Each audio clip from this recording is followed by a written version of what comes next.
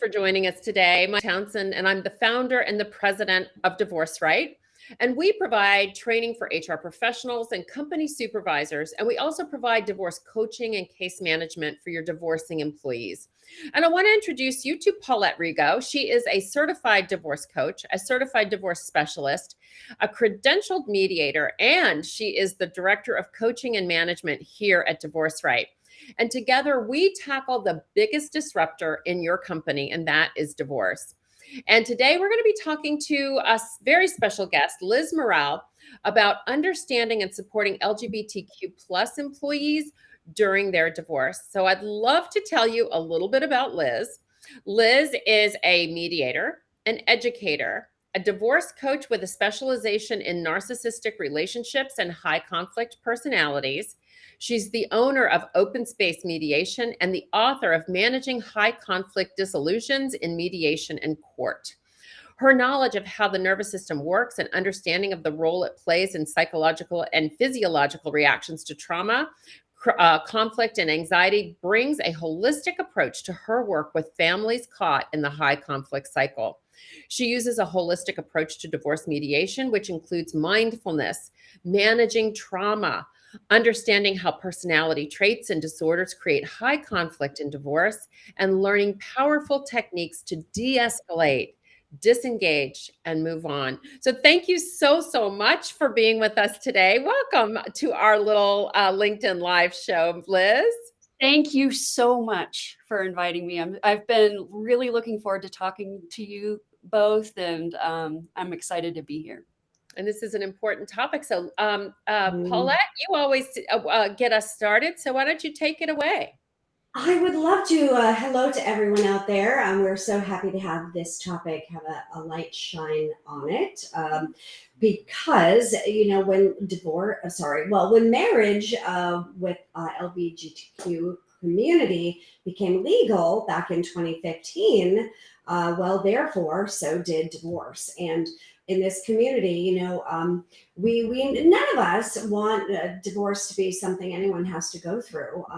But then now that influx of additional people are marrying, they're also now privy to the experience of divorce, right? So it's a whole new world. So we're talking 16, 17, 18, 19, 20, 8 years now. And actually, the first couple of years, I don't think there was any divorce. And as the years started to go on, I started to see a rise, as I'm also sure you have too. So this is a really important topic, everyone. And we're going to see these numbers rise just as any other community, unfortunately. So I'd love seeing that this is something that, you have expertise in. So I'd love you to talk a little bit about some of the unique challenges that the LGBTQ plus couples face when divorcing that perhaps other couples don't.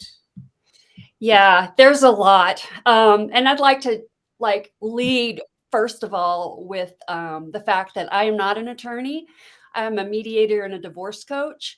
And I think that, of all the couples that I work with, I don't always work with couples who are also working with attorneys, but my clients who are in that community, I always suggest that they find an attorney who really knows the laws in their state, because they're different from state to state. And that's really the heart of some of these biggest challenges. And for me, I try to get in there with the emotional piece and the being a thinking partner. A lot of my clients are suffering from abuse at home, from psychological abuse or even physical abuse. And so that's a big part of what I do with all of my clients, regardless of their orientation. But there are a lot of real huge challenges that LGBTQ couples have when it comes to divorce, because it varies from state to state. And that's why I think it's really important to connect with an attorney in your state who's familiar with those laws. Obviously, marriage wasn't legal across the board until relatively recently. So a lot of people have been in domestic partnerships for longer than they've been married. And Mhm. the laws around domestic partnership vary from state to state. So if people have not been married but have been in a common law marriage or a domestic partnership, divorce might look different from state to state. And that's really complicated to figure out. Parental rights is another huge challenge, because sometimes you have an adopted parent and their rights as parents can be challenged depending on where they are, either legally or sort of in the divorce process. And their rights as parents, their biological rights or their adopted rights, can be really confusing, and very complicated in terms of inheritance, parenting rights, obligations, parental decision making. There are complications, of course, if there is a parent or a client that I'm working with who's transgendered, right? Because obviously that comes with a whole host of other issues on top of everything that need to be understood. They need to be supported. There's so much. There's so much more prejudice, in our country, and that to me is like one of the biggest pieces that I would like to share with our listeners today, is understanding that even if you have been through a divorce, if you are supporting someone who is gay or transgendered who's going through a divorce, their experience is going to be completely different than yours. And one of the things that I try really hard to impart on everyone that I'm working with is, if you want to understand something, you really have to lead with empathy. You have to lead with, the understanding that there's a lot that you don't know, right? So being open with your ears and with the knowledge that you don't know will help you support the people in your lives who are experiencing something that's completely different than what you probably experienced. Right. So I just like really rambled.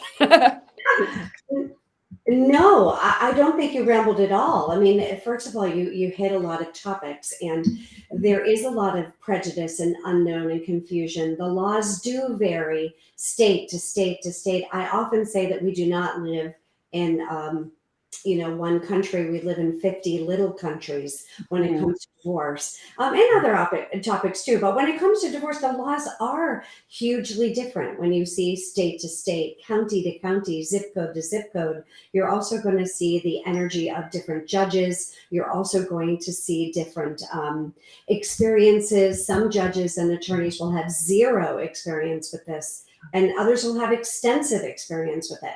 I've worked with several, some in New York City. One partner moved to New Mexico, one stayed in New York City, a couple in local, also a combination of religious and a gay marriage. And boy, talk about complicated. So it is complicated, multi-layered, where you're also dealing with adoption and custody issues, and sometimes you're also dealing with the surrogates, and that can even sometimes come into it too. It can be so much more layered.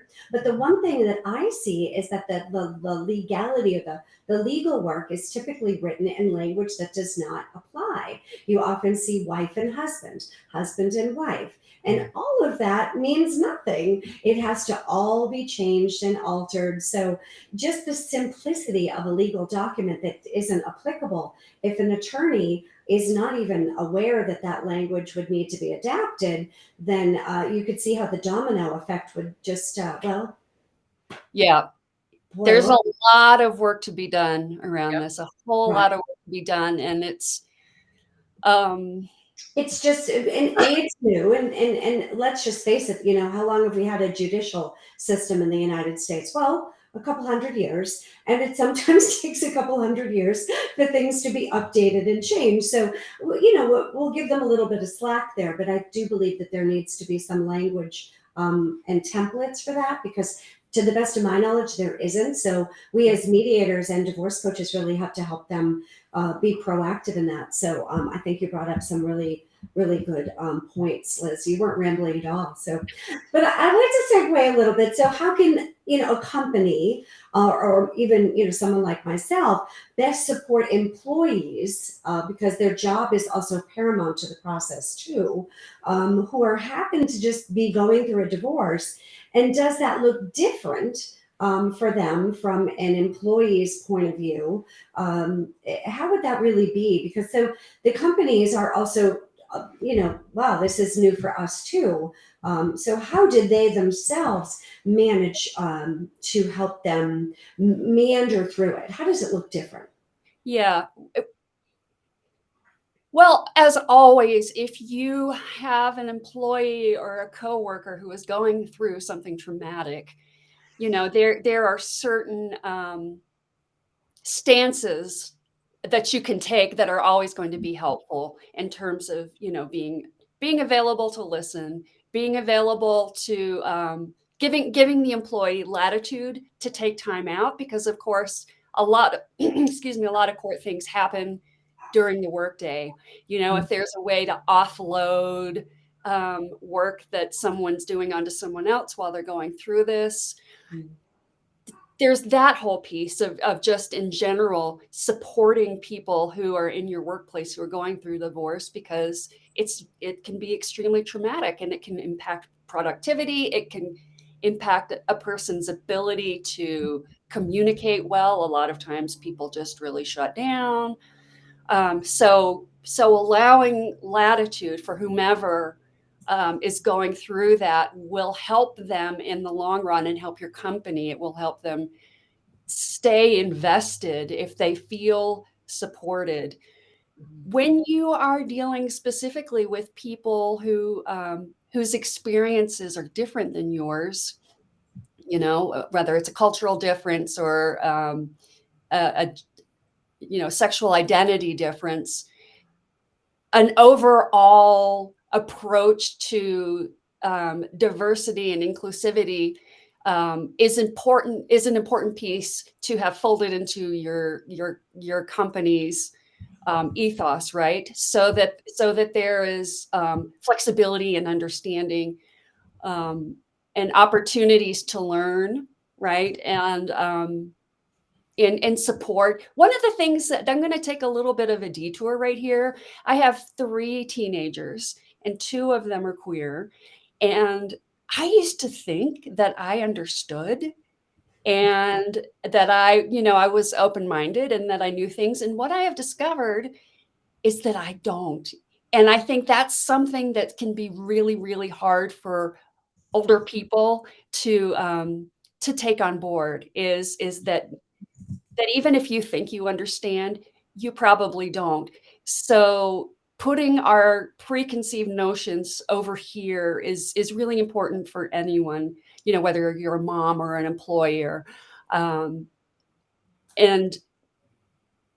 yeah, and so really just trying to be present for them, encourage them to seek legal counsel.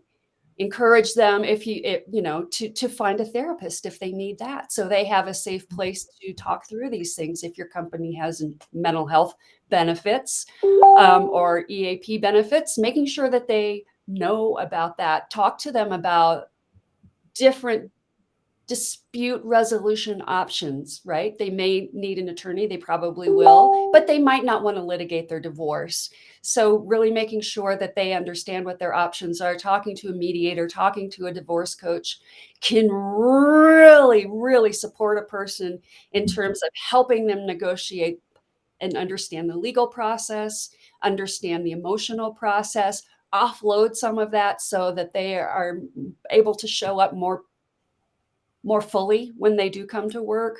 Again, if you have diversity and inclusivity protocols or leaders in your business, make sure that they are, aware of what's going on. there are so many different ways that you can support a colleague or an employee or a friend who's going through a divorce. And again, I always come back to Bill Eddy's ear, right? Leading with empathy, attention, and respect, and the knowledge that even if you think you know, you may not know, right? So being really present and hearing people really helps them regulate themselves emotionally. And when people are able to operate out of this part of their mind, their logical mind, their problem-solving mind, they're better employees, right? They're better able to make decisions and communicate and manage conflict in a productive way, right? Right. And that's a big piece of that is just being present with empathy and attention and respect. And respect. And respect is it. And you know, one of the things you had said earlier, and I think that this is what's really important for all of our HR people, anybody that works with employees to understand, is that while their divorce, you know, generally speaking, a divorce is a divorce, they have other matters, particularly around the length of marriage. And you know, you think about, you know, a husband and wife, you know, traditional marriage, if you will, that have been married for 25, 30 years, and that's considered a long-term marriage, and the courts can address that. But to your point earlier, these people have only legally been able to marry for the last 7 years. Yeah. So they could have been together for the last 25 or 30 years, just like another, you know, traditional couple. But their marriage is short term, which impacts the financial Oh, absolutely. spousal support. So for those HR people that are listening here today, understand that they have that additional stressor. They were together with this partner for 30, 40 years, but they are being handled in the courtroom as though that this is a short-term relationship. So that's a stressor. And then the other thing you mentioned that I think that's really powerful is that there are issues around adoption and biological parenthood, because only one of that couple is going to be, if either of the couple is an actual sperm donor or egg donor, or, you know, carried the pregnancy, and that has shown up to be problems for these people. Again, additional stressors that a traditional couple doesn't necessarily have. And we want to make sure that they put all of that together so that when you're dealing with them as an HR person, as they walk into your office or they're in their supervisor's office, that you can understand, right? You understand There's that so much at stake. they're dealing with stuff that's not visible to a traditional married you know, a husband and wife type of relationship. They have added stressors, and that's really and truly the goal of Absolutely. Absolutely. Of course, like the biggest the biggest challenges in divorce is finance and children, right? And in the case of gay marriage, it's just like that much bigger. There are so many unknowns. There are so many like legal weird areas that aren't cut and dried. There is even more at stake financially, and in terms of parental rights. I have a really dear friend who had children with her partner, and they dissolved their partnership, and she lost all of her rights to these children. It was a very huge court battle. It was pretty high profile at the time. But I mean, I can't even tell you how traumatizing that is, and how still she struggles. And this was years and years ago. We don't, like, we straight people in traditional marriages and going through traditional, divorces, don't have the same kind of challenges at all. We have our own challenges, but and I don't want to, excuse me, I don't want to overemphasize the difference, like this, the difference between this and this, because of course there are so many things that are also similar, right? Very. And that's important to understand too. I don't want to like drive home, like a divisive sort of thought framework here. Like this is Sure. 'Cause nuts, the but rules and laws do apply. Yeah. right, and then emotionally, but I mean there are a lot of challenges that street people don't have to ever think about.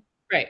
Right. And that's just something super important for those. So what can leadership do to recognize these issues, do you think? Well, I mean, and this is one of those cases where it's probably same across the board, right? I mean, when you see an employee having a hard time focusing or being more distracted or missing work, be able to show up empathetically and understand what's going on. If there's latitude for people to do work from home or take time off to deal with these things, um, that is going to help them show up and be more productive when they are available. It's going to help them reduce their stress. A lot of times, like I said earlier, people can become withdrawn. The communication can shut down. They might seem less confident. They might be really fearful of judgment. They might be afraid of having people at work know, Mm. right? And so There's so making much sure shame. There's so much shame in this there's process, so and it right.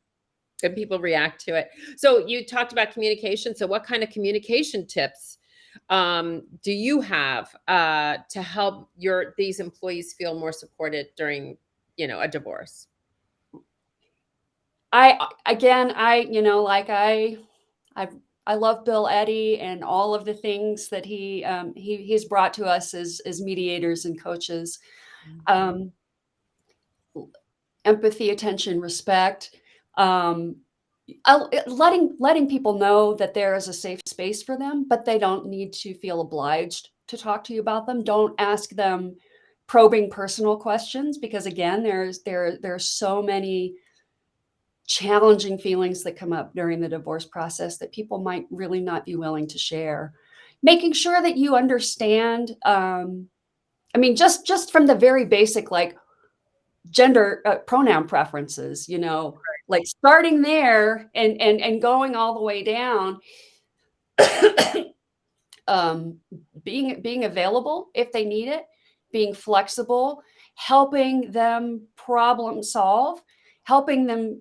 Again, I always come back to helping people stay in their problem solving mind, right? If someone starts getting escalated, if someone starts becoming triggered, there's a lot less communication that can happen, right? So you really want to make sure that you are out of your own defensive mode, you're out of your judgment mode, so that the other person can show up not feeling judged or defensive. That's really where the best kind of communication happens. Leading with observations rather than judgment. Mm. Um, that's a really huge thing Give us that an we can example. all Give use. us an example of that. So when I think about this, I think about the nonviolent communication framework that Marshall Rosenberg put forth, which is leading with an observation, um, and then a feeling, and then a need, and then a request.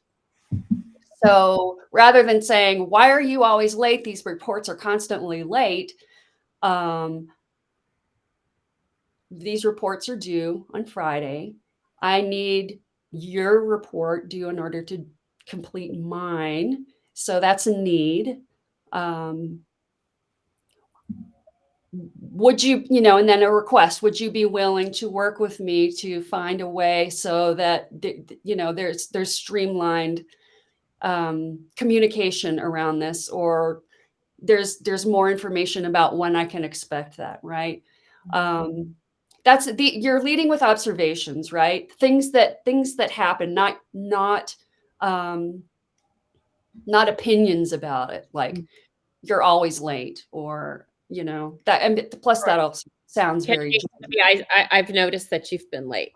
I've right. noticed, I observed that you've been coming and going a little bit later. You've been distracted or spending a little bit a different amount of time on the phone, and just what patterns? Is that what you're saying that Yeah, you've seen? Mm-hmm. yeah. I think so, because again, you want to help people stay out of feeling judged. You want to help them stay out of defense mode, because defense mode is just like a real barrier Mm-hmm. to problem solving. So if you can position yourself and what you're saying in a way that makes it feel like you are trying to problem solve with them, you are on the same side of the table, you have a common issue that you're trying to sort out, and that you're working with them, right? um, that you're open to hearing their suggestions, that you're able to brainstorm with them. Another thing that I think is really important is just really stay away from personal questions. You don't need to be their best friend. You don't need to be their advisor. You're not their therapist. You want to be supportive, but that there's a line there, right? Where you're not probing, you're not making them feel obliged to tell you things they don't feel comfortable to tell you. Um, there are therapists for that. So Yeah. So as we get ready to wrap this up, I just wanted to let everybody that's our listeners, if you are a member of SHRM, we have credits for you. So I'm going to put that in the chat box, and so that you can fill out the form and get the credits that you deserve. And we have those each and every week. But as we wrap this up, are there any other tips or techniques that you can share with anybody that has a leadership role that may find themselves in a conversation with the LGBTQ community as they go through this process? yeah, I think it really all comes down to education, you know, informing yourself about the divorce process where you live, about your state, about the rights and the laws. Obviously you can go down a rabbit hole for months on Mm-hmm. this, but having a basic understanding is really key to helping support people who are going through it. Mm-hmm. And then really being curious, being open-minded, being regulated yourself, and being mindful that the language that you use is important. It really sets the tone, not just for your conversation with that person, but for the company in general. And you want to be showing what the culture of your company is, right? And the language that you use and the way that you approach people. You obviously need employees to show up in their best, as their best self. Sometimes that's not possible. So use your problem solving brain with the people that you're working with, so that there's a feeling of um, a communal goal, or and of community. um, and there are so many different ways that you can approach this. And And yeah, I'm yeah. we're here, right? We're here to help anybody. If you have this issue in your workplace, please reach out to us, because we have experts like Liz and others that are here to help your employees as they navigate even more choppy and complicated waters as they move through it.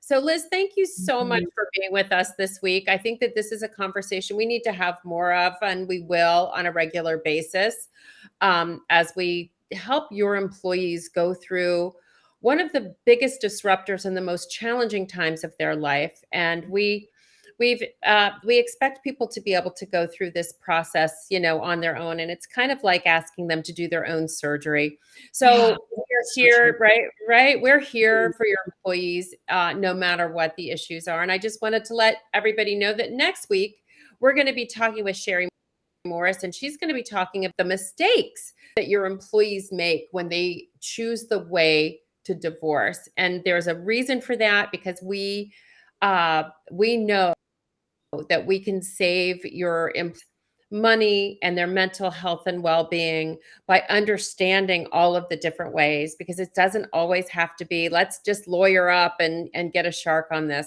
As a matter of fact, that can be one of the most that can set that family up for failure sometimes when it just changes the energy in the relationship. So Liz, thank you so much. Paulette, I am so excited to have you here by my side with me today.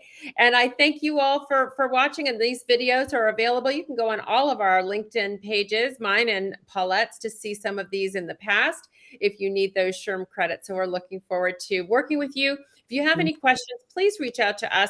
And you can find out what divorce is costing your company by going on to our cost calculator at www.divorcerightinc.com. Thank you all so much, and I appreciate you all being here, and have a great weekend. Bye for now. Bye. Bye, Liz. Thank you. Yeah, thank you.